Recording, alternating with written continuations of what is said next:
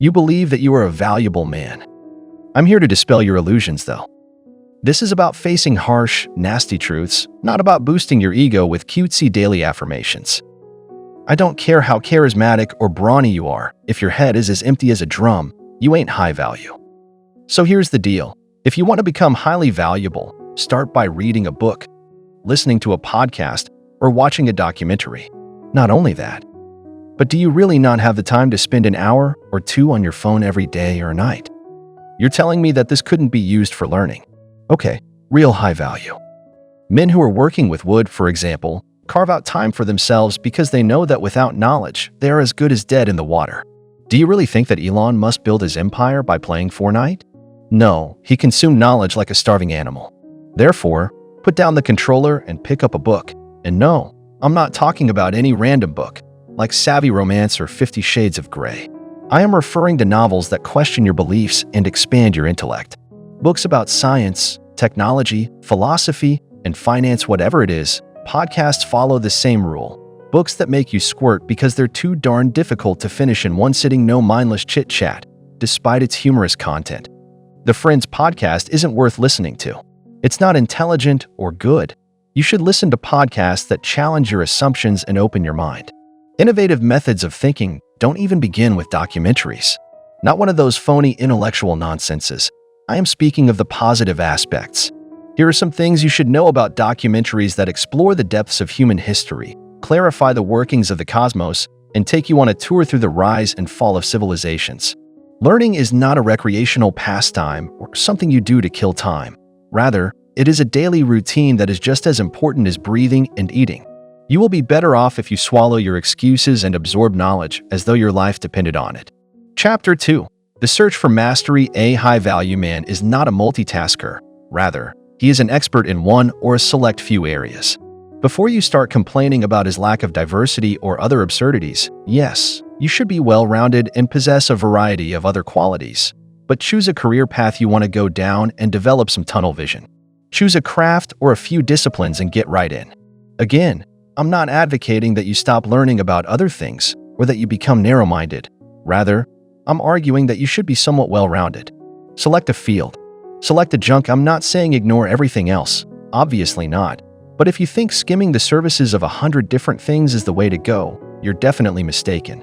Choose a discipline and get down to it. Dive so deep into it that you become insane and come out on the other side with a goddamn PhD. For some guys, their universe revolves around their fundamental values. For others, it's business. High-value men have access to this core. Technology, art, science, or even sports.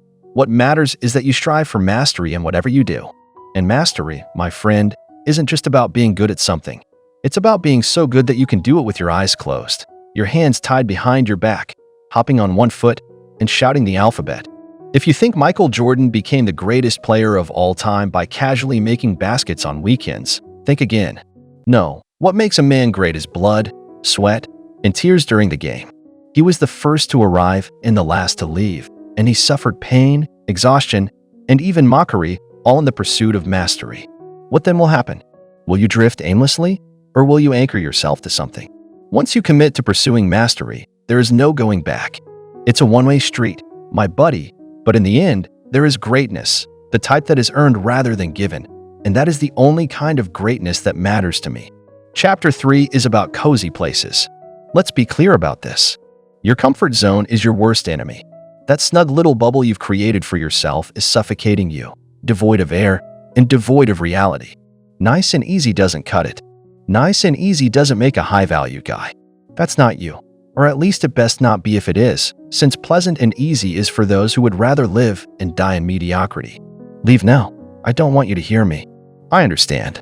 Comfort zones are safe, familiar, and comfortable, but here's the thing.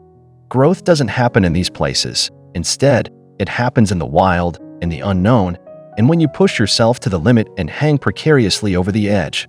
That's when you discover your true nature. A high-volume man is like a piece of iron.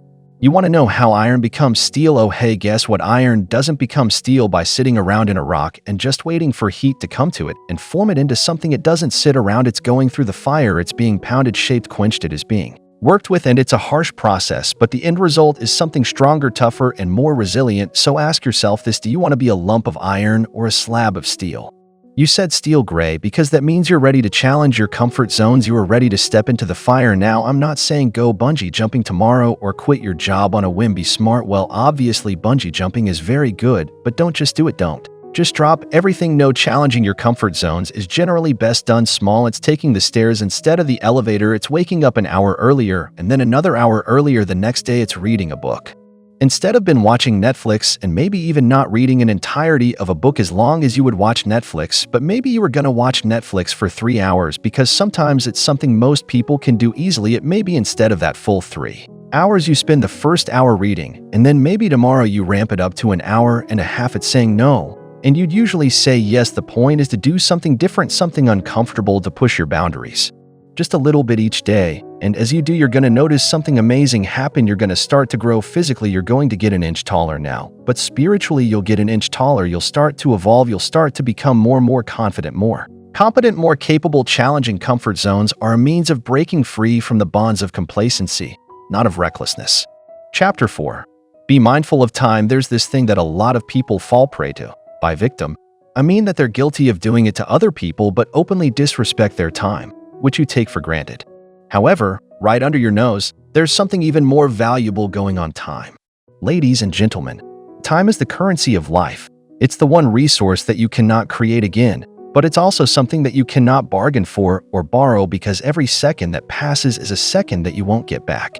Well, it's quite evident, but it's also harsh, isn't that right? Well, that's a fact, so stop wasting your time.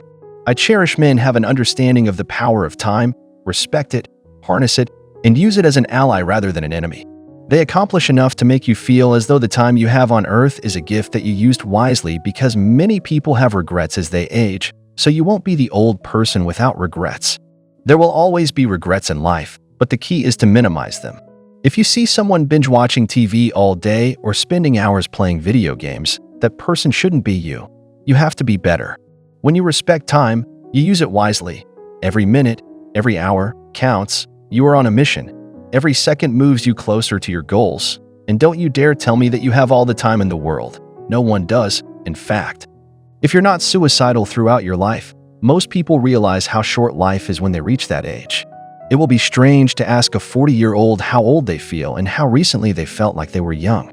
Instead, ask yourself, are you making the most of every day, learning new things, and developing yourself? Or are you squandering it, letting time pass and every breath be wasted? Being sincere.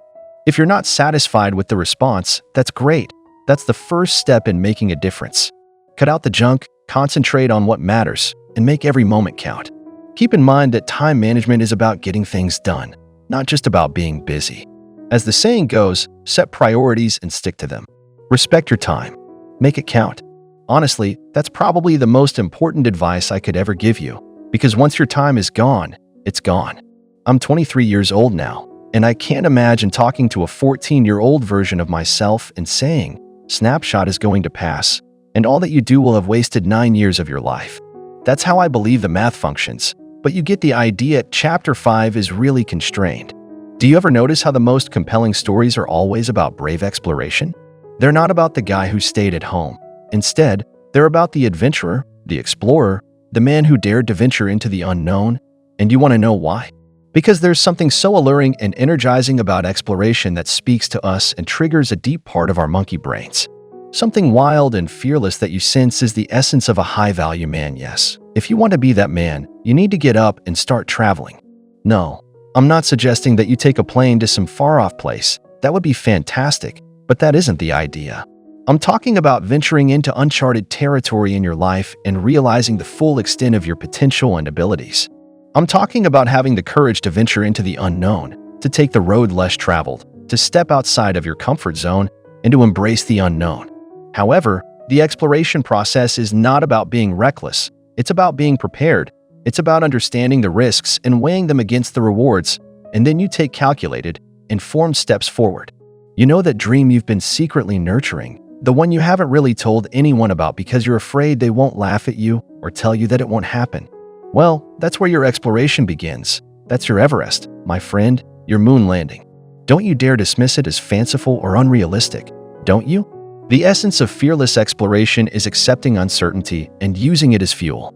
You are meant to be, and you are meant to believe in the possibility of success even when you can't see the path ahead. You are meant to be willing to fail over and over and over again if necessary, because that is what's going to happen, and these are the things that need to happen in the pursuit of something greater. You see, high-value men understand that failure is not the opposite of success. Rather, it is a necessary step in facing the truth. These habits are more than just a morning routine or a to-do list. They are a way of life. Remember, it's not enough to know these habits. You have to live them and breathe them, and your dedication to the process is the only thing separating you from the high-value man you aspire to be. Will you commit? Your future is determined by your habits. Therefore, make wise decisions.